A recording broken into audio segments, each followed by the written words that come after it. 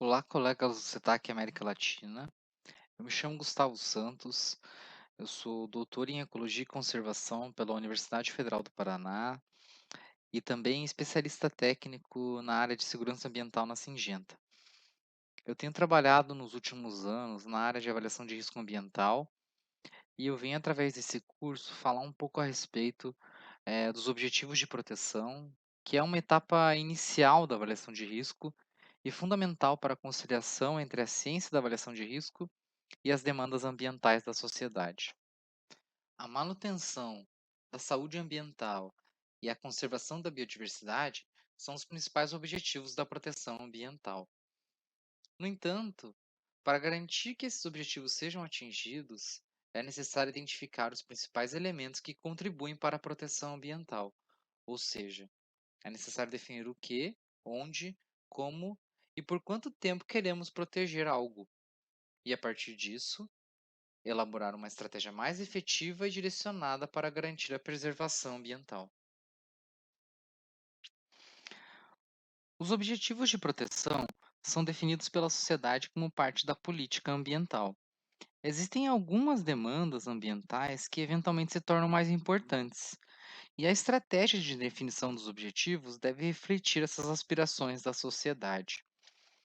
Eventualmente, estas aspirações refletem o que está em evidência no momento, e nem sempre o que realmente precisa ser protegido. Por isso, a definição sobre o que proteger deve ser tomada se baseando também na ciência e nas pesquisas relacionadas ao tema. Os objetivos de proteção, eles são geralmente formulados em termos legais usando conceitos normativos como sustentabilidade, integridade, aceitabilidade, entre outros. Mas o uso disso não impede que determinados conceitos específicos da área de conhecimento também sejam utilizados para definir os objetivos. Outro ponto importante é que os objetivos de proteção também devem ser balanceados com outras necessidades da sociedade, por exemplo, a relação entre a preservação ambiental e a atividade agrícola. Existem alguns elementos que compõem os objetivos de proteção que devem estar refletidos na sua elaboração. Dentre eles, podemos citar a biodiversidade, que reflete o conjunto de todas as espécies de seres vivos existentes na biosfera.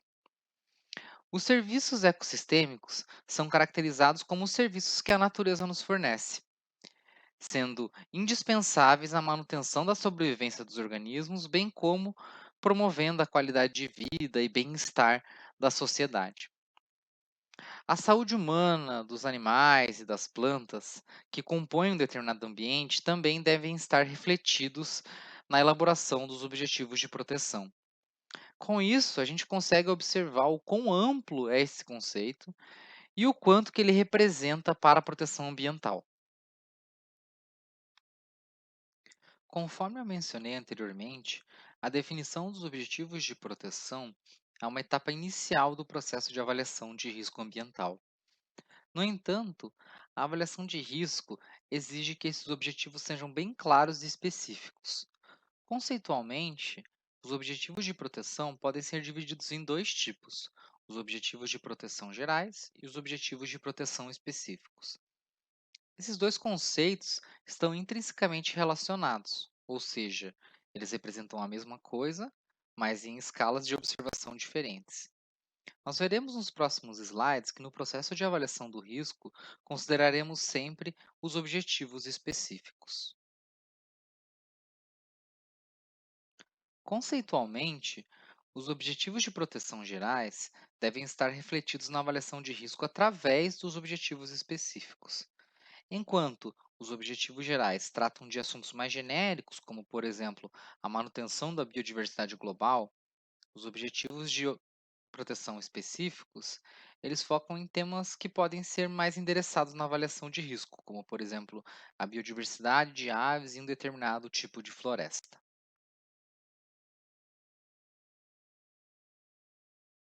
Então, os objetivos de proteção específicos podem ser definidos como entidades que precisam ser protegidas. Também podemos considerar os atributos ou funções exercidos por essas entidades, bem como a magnitude dos efeitos sobre esses atributos que podem ser tolerados.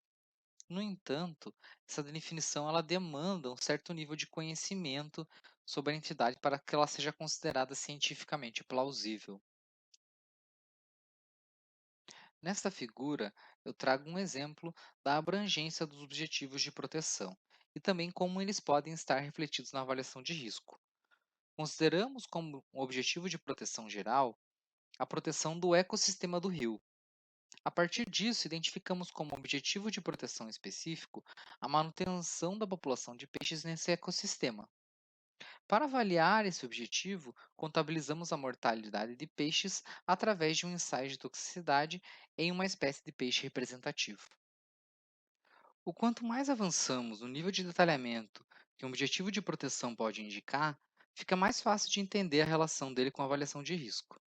Eu trago aqui alguns exemplos de perguntas que podem ser usadas para direcionar a definição de um objetivo de proteção específico.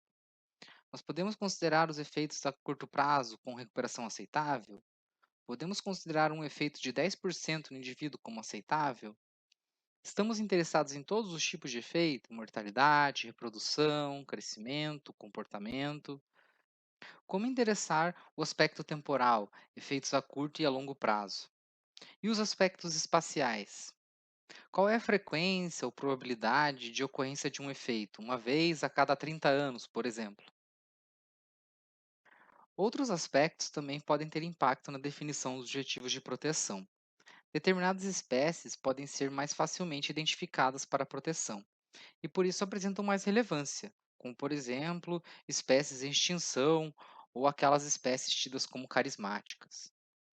Algumas espécies apresentam distribuição muito ampla e podem ocupar múltiplos habitats, o que torna muito mais complexa a definição do que proteger.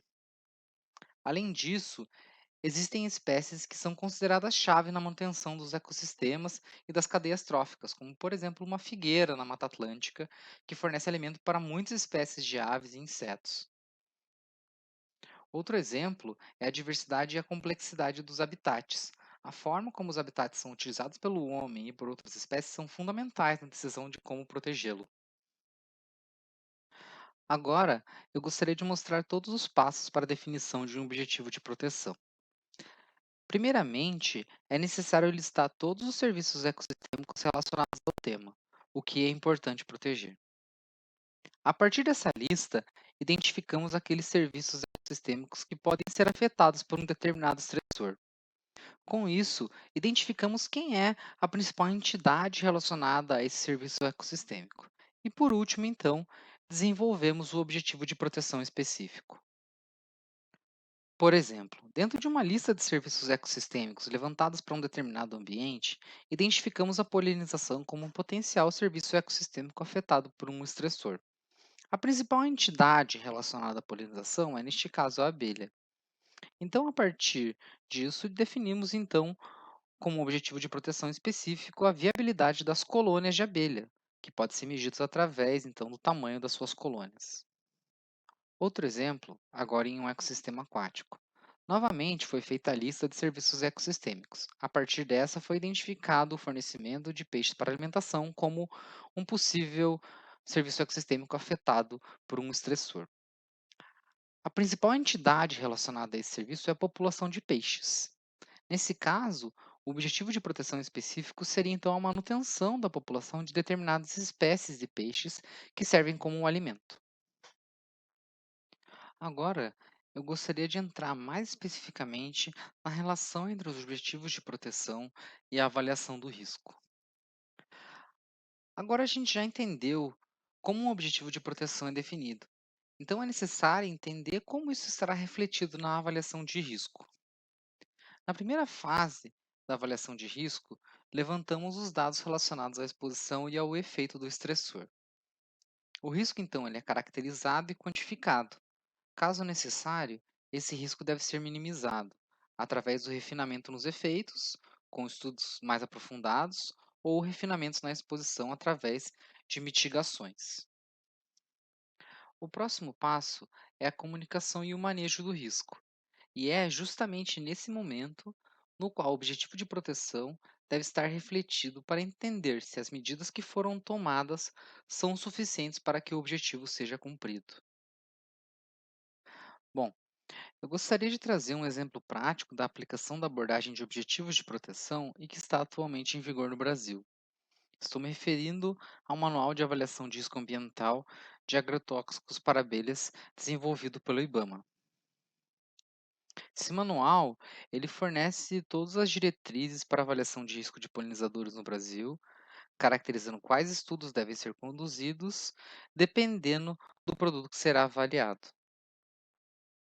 Ele também identifica os objetivos de proteção para abelhas no Brasil, bem como os serviços ecossistêmicos relacionados a esses objetivos.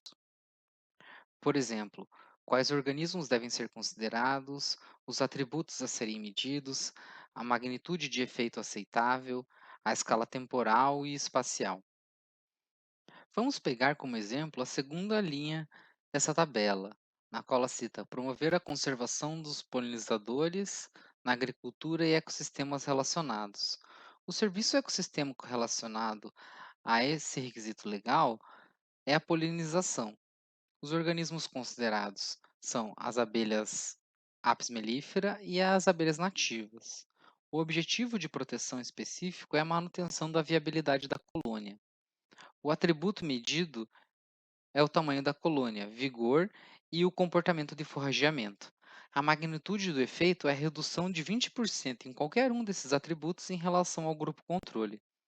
Dessa forma, é possível compreender que essa redução está intrinsecamente relacionada ao objetivo de proteção, que está relacionado ao serviço ecossistêmico, e dessa forma ao objetivo de proteção geral.